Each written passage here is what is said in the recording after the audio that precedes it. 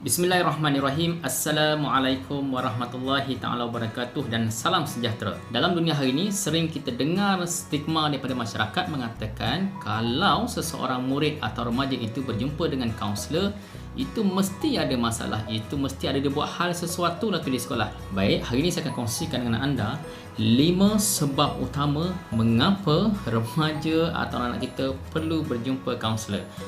Jom sama-sama kita saksikan.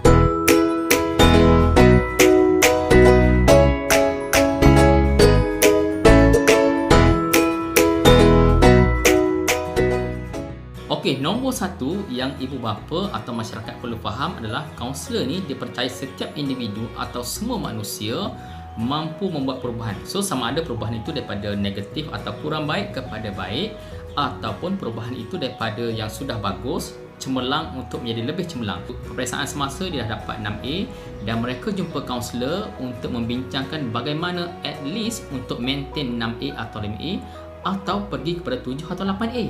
Dan ramai pelajar yang sudah berada pada tahap 8A, 7A, mereka tetap berjumpa dengan kaunselor untuk memastikan mereka dapat meningkat daripada 8A kepada 10A. Jadi pendekatan yang kaunselor gunakan adalah untuk membantu sesiapa sahaja untuk membuat perubahan ke arah yang lebih baik. Mereka tetap datang jumpa kaunselor untuk belajar bagaimana untuk menjadi lebih baik. Bila menjadi lebih baik, dia akan mendapat potensi yang lebih bagus dan kecenderungan, keupayaan dan juga potensi beliau untuk menjadi pelajar yang cemerlang disegani juga akan melonjak naik. Jadi stigma masyarakat yang sering mengatakan bahawa jumpa kaunselor ini ada buat hal, ada masalah, mungkin persentasenya adalah sangat sedikit.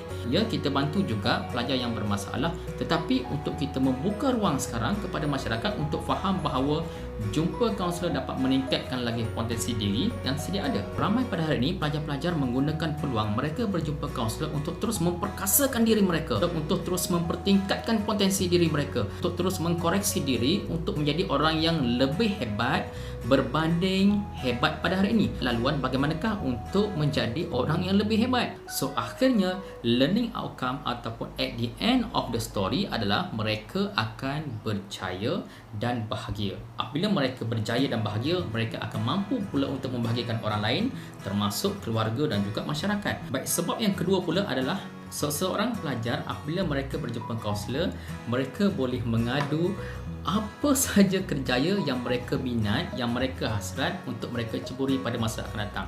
Let's say mereka kata nak jadi pilot, kaunselor akan bantu mereka untuk bagaimanakah mencapai cita-cita mereka menjadi seorang juruterbang yang hebat, untuk menjadi seorang juruterbang yang berkaliber, untuk menjadi seorang juruterbang yang disayangi oleh syarikat penerbangan.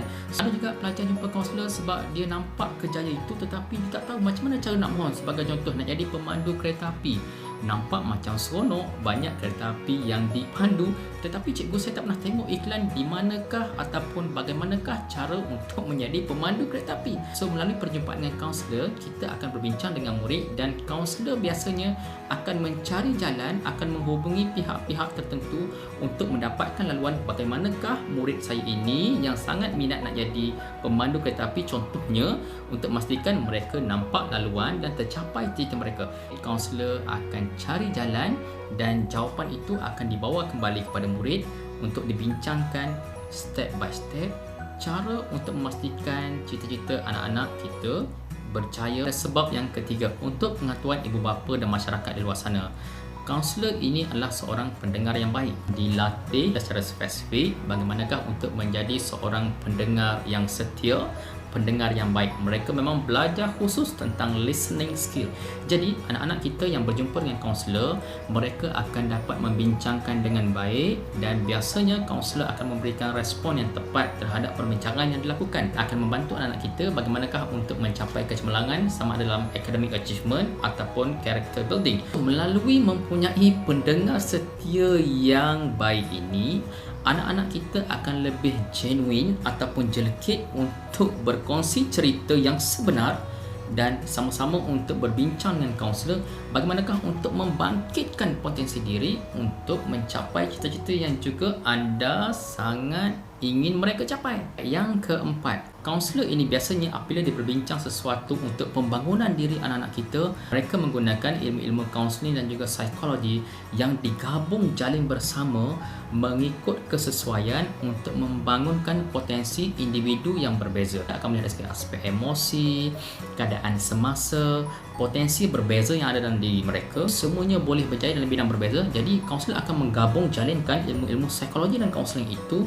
untuk memastikan setiap individu ini cita-cita yang mereka kejar akan selari dibawa dengan unsur kebahagiaan, emosi, kesejahteraan mental, elemen kekeluargaan dan sumbangan ataupun contribution kepada masyarakat. Gabungan ilmu-ilmu ini akan menjadikan seseorang individu itu nampak lebih jelas tentang bagaimanakah untuk mengejar cita-cita dalam keadaan mood yang paling stabil.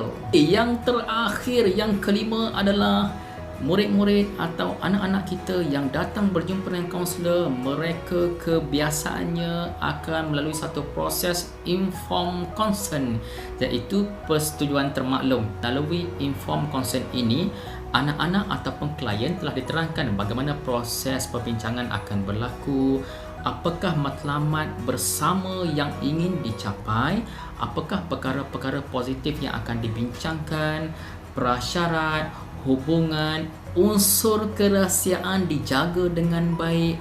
Begitu juga dengan soal matlamat adalah untuk memastikan klien mencapai insight dan dapat membuat keputusan sendiri apakah pilihan yang terbaik untuk diri mereka dan masa depan. Okey, alhamdulillah kita telah pun selesai membincangkan 5 sebab utama mengapa anak-anak kita perlu datang berjumpa dengan kaunselor untuk terus memperkasakan diri menuju kecemerlangan yang lebih excellent. Terima kasih kepada anda yang sudi menonton dan jangan lupa tekan subscribe dan kongsikan video ini kepada sahabat-sahabat anda untuk terus mendapatkan info-info perkongsian daripada channel Cikgu Muhammad Rofizam. Assalamualaikum warahmatullahi taala wabarakatuh.